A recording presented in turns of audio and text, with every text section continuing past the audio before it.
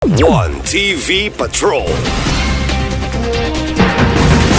Rosebud Osamis Chapter gipakaon ang 300 ka mga bata sa Barangay Carmen. Tulo ka gatuns ka mga bata sa Barangay Carmen ang nakapahimulo sa feeding activity nga gipasiugda sa Rosebud Osamis Chapter dili pa lang dugay. Lamian o sustansyadong pagkaon gikan sa Gibbsden ang food supplier nga na-partner sa Rosebuds uban ang mascot na milingaw sa mga kabataan.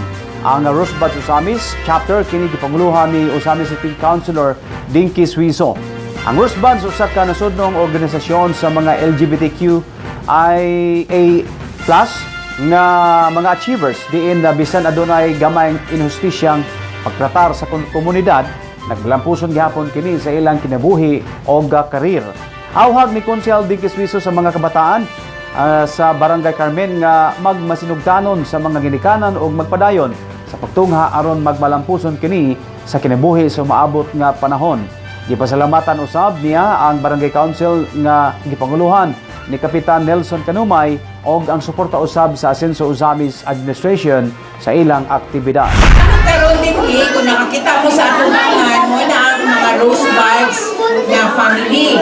Natakaroon din sa inyong barangay kay mag-share ta sa ato ang grasya kay karumang bulan is Valentine's Month or Love Month. So maghatag ta og mga isip ako pagpadayon sa atong paghigugma sa ato ang mga kabatanunan sa ato ang komunidad wala na ako karon din very good.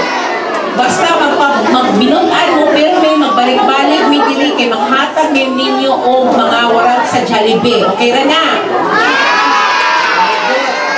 So, kanang naatay gamay karon at sa kabuton si Ginsner kay na wala na kaagi ang mascot kay siyon kay ang dalan. TV Patrol.